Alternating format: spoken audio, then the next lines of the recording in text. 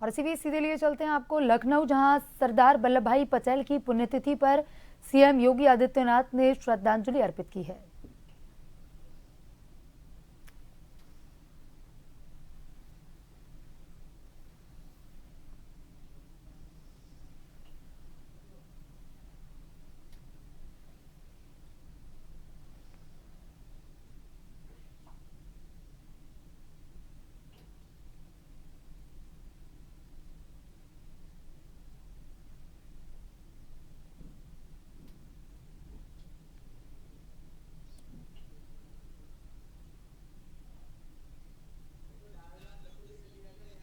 और ये तस्वीरें आप देख रहे हैं लखनऊ से,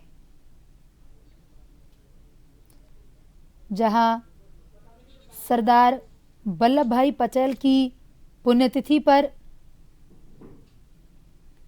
श्रद्धांजलि अर्पित करने पहुंचे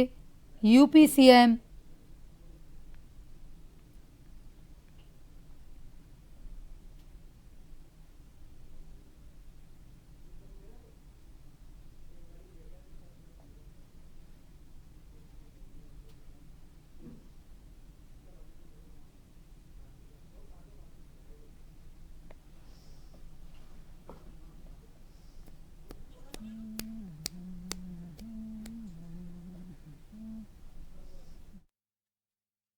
उप मुख्यमंत्री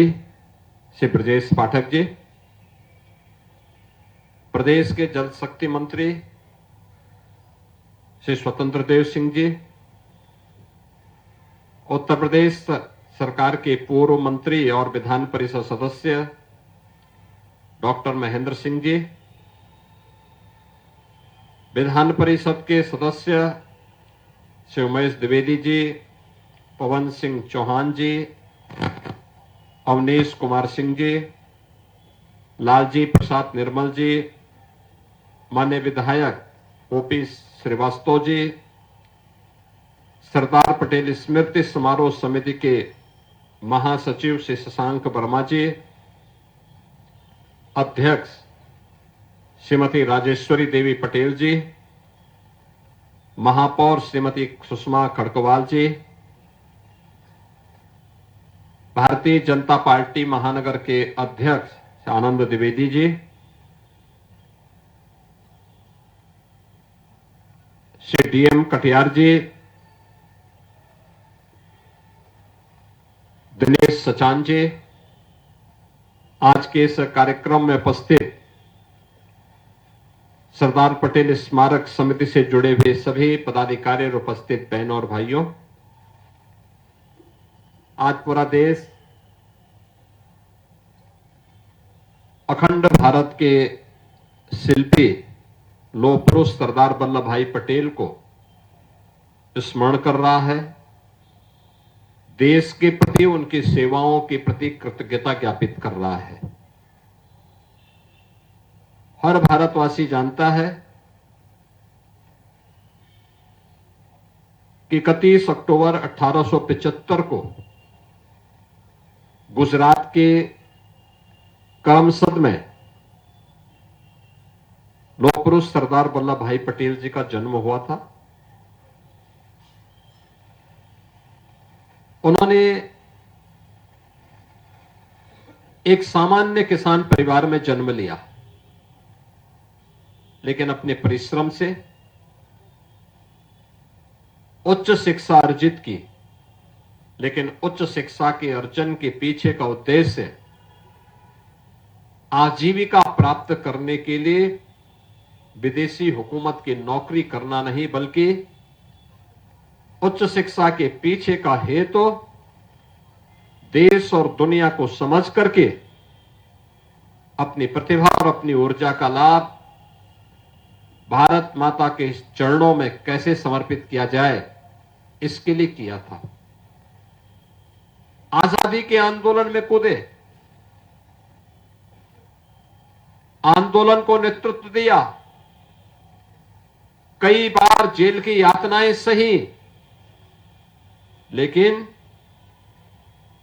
आजादी के उस आंदोलन से विचलित नहीं हुए।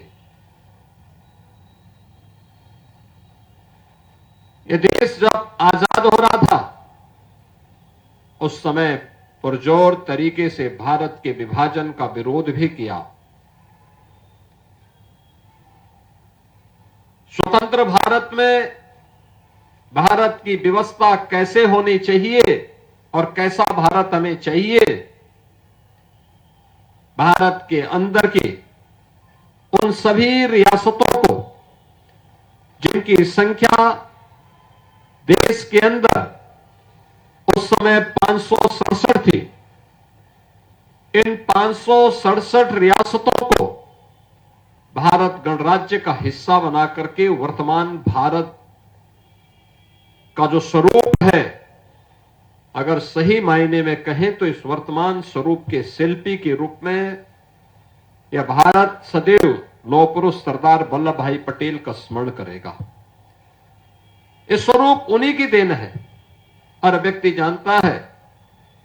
जूनागढ़ का नवाब, हैदराबाद का निजाम नहीं चाहते थे कि भारत गणराज्य में शामिल हो, क्योंकि जब ये देश आजाद हो रहा था, टू नेशन थ्योरी को अंग्रेजों ने जब देश के अंदर लागू किया तो ब्रिटिश हुकूमत ने उस समय देशी रियासतों को इस बात की स्वतंत्रता दी कि वे भारत गणराज्य में शामिल होना चाहें या पाकिस्तान में या अपना स्वतंत्र अस्तित्व बनाए रखना चाहें, यह उनको स्वतंत्रता दी गई थी। भारत की सभी देशी रियासत भारत गणराज्य का हिस्सा बनने के लिए जितने भी हिंदू रियासतें थीं, उन्होंने भारत गणराज्य का हिस्सा बनने में सहमति व्यक्त की। जूनागढ़ का नवाब और हैदराबाद का निजाम मना कर दिया। जम्मू कश्मीर रियासत को कहां शामिल किया जाए, वह असमंजस की स्थिति में थे। तो पंडित जवाहरलाल नेहरू ने उसे अपने हाथों में लिया कि मैं इसके बारे में आगे पहल करूंगा। जूनागढ़ और हैदराबाद को भारत का हिस्सा बनाना है और एक रक्तहीन क्रांति के माध्यम से केवल सरदार साहब की सूझबूझ के परिणाम स्वरूप ये दोनों रियासतें भारत गणराज्य का हिस्सा बनी। जूनागढ़ के नवाब को और हैदराबाद के निजाम को देश